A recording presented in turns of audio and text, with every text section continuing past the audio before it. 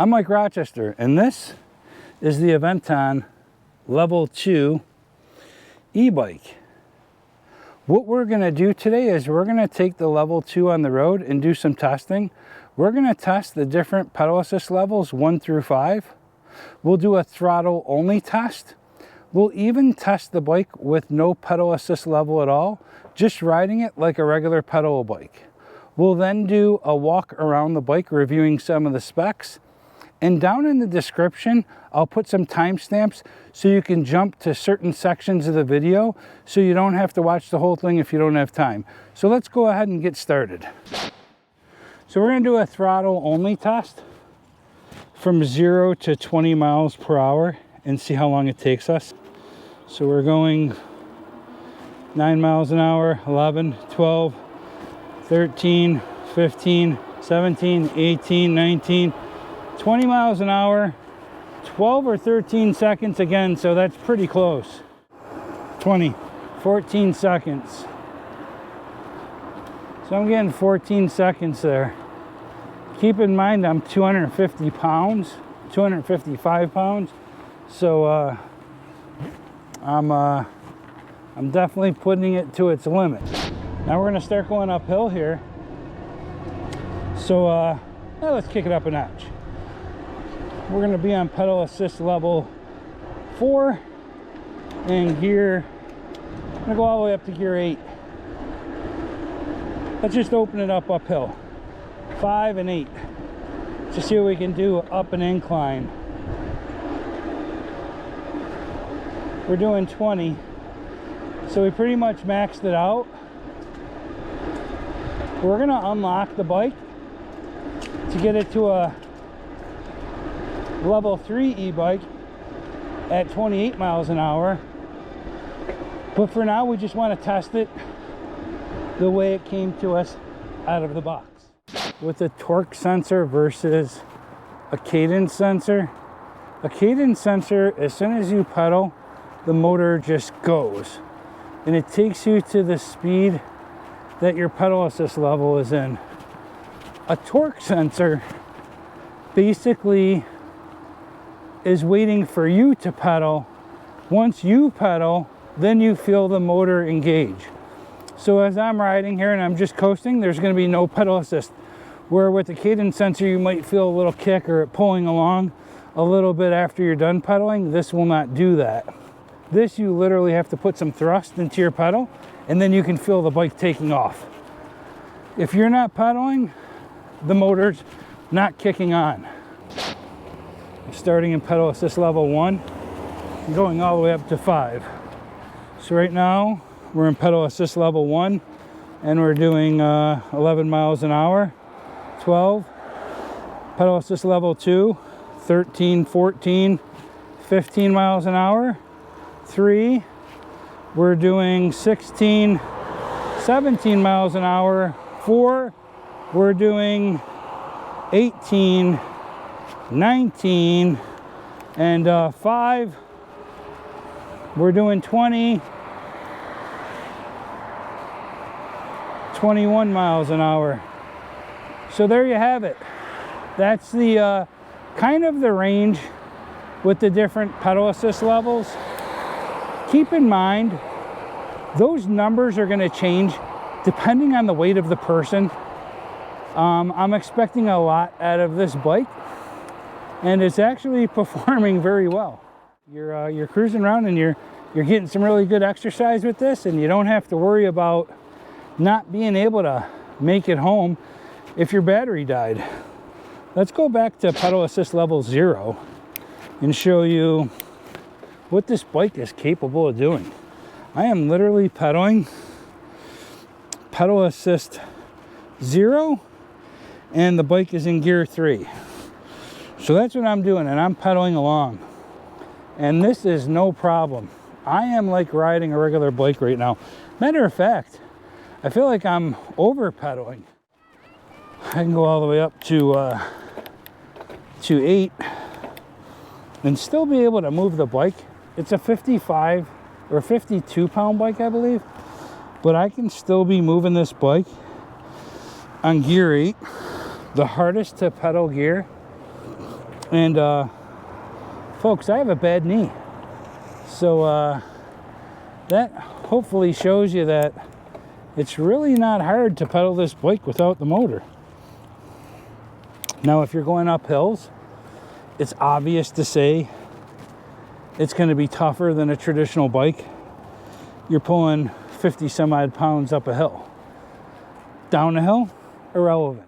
If I was going to go on a long trip, I feel like I'd be in pedal assist level 1 the whole time and just switching the gears to make it easier to pedal as I go up hills. The bike stops on a dime.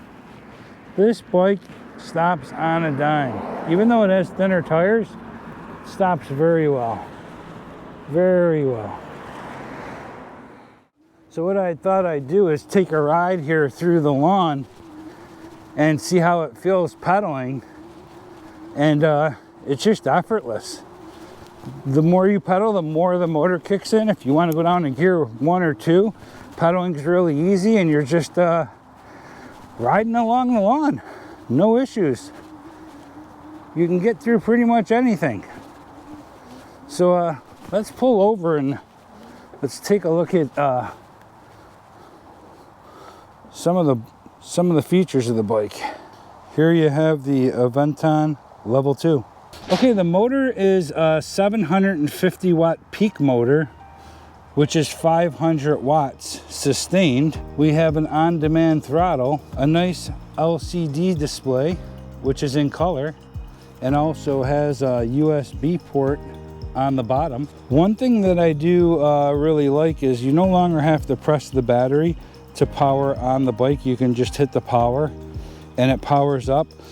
Some of them you have to hit the battery power, then hit the power up here. You no longer have to do that. So I do like that about this bike. This bike goes 20 miles per hour out of the box. If you want it to go 28 miles per hour unlocked, you would download the app, unlock it in the display, and the bike will go 28 miles per hour with pedal assist. So keep in mind, you would have to pedal to get it to 28 miles per hour. The battery is a removable, integrated, internal lithium ion 48 volt, 14 amp hour battery. So that's a nice battery. One of the big differences with this bike is it has a torque sensor. So instead of a traditional Cadence sensors like many of the hub motor bikes have, a torque sensor, as you pedal and apply pressure to the pedal, that's when the motor comes on. And as soon as you stop, it stops. There's not a lot of jerkiness. You don't feel the feel of it kicking on and off. It's gonna come on when you pedal. If you're not applying pressure to those pedals, it's not coming on. And the harder you push and pedal, the quicker it goes and the more you feel it kick on. So you feel like you're getting way more of an exercise that way, opposed to a Cadence sensor where you start to make that revolution with the pedal, then you just feel the motor kick on and it's just going to get you to that speed. This works with you more and you don't feel that jerkiness. It has 5 levels of pedal assist. I think 5 is a good number to spread out how quick you're going while using the pedal assist. And by the way, charging the battery, it does come with a 48 volt 3 amp hour fast charger, which charges in about 4 to 5 hours. This bike is supposed to be able to go up to 60 miles of range. So I don't know any bike ride that I've went on that right now is more than 60 miles, but that's really good. And of course, that's not going to be throttle only. That's going to be with you pedaling. The weight of this bike is 53 pounds. So 53 pounds, it's not a real light bike, but it's not a real heavy bike for electric bikes. It has a coil spring suspension. You see the zoom forks up front here. The payload on this bike with the rider is going to be 300 pounds. So this bike will pull a decent amount of weight. I like the fact that it's an 8-speed also. So you do have 8 speeds, and I like that trigger shifter. Probably one of my favorite shifters on bikes. The fact that the bike also has hydraulic disc brakes is a huge advantage, because you just can feel the difference of quality when you're riding with disc brakes that are hydraulic versus just mechanical. The tires are 27.5 inch by 2.1 inch wide. So they're not really thin and they're not really thick, so kind of perfect. The saddle is your traditional Aventon saddle that comes on a lot of their bikes. Some of their cruiser bikes have more of a cushy springed seat, but I do like this seat. It's on almost pretty much all the bikes that I have with them.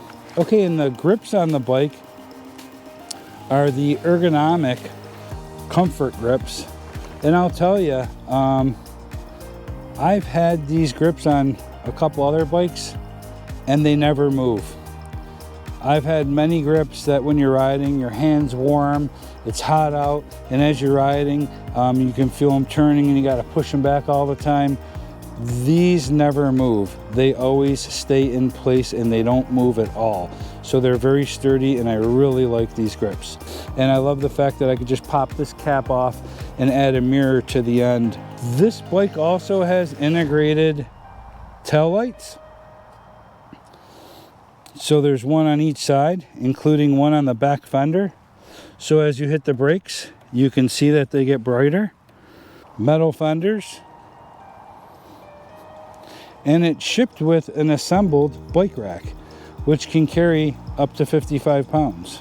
Up at the front of the bike, there is a small but very bright light. This is pretty much on mostly all of their e-bikes that I've had. And I like the fact that you can adjust it on the fly, so I can move it up and down. And during the daytime, I mean, you can see this thing from a mile away. Anytime I'm riding with people during the day and their lights are on, you can see them. A Shimano Acera derailleur, metal pedals, double-sided chain guard, quick release front tire. If you want to find out more about any more detailed specs that I may have missed or ones that are important to you, definitely check out their website. They do a great job with keeping it very informed and up to date. Okay, that's going to wrap this one up for the Aventon Level 2 e-bike review. Please take a moment to like, share, and subscribe. That is huge with the YouTube algorithm to help get our videos shown so that we can continue making videos like these. So until next time, ride safe and have fun. See ya.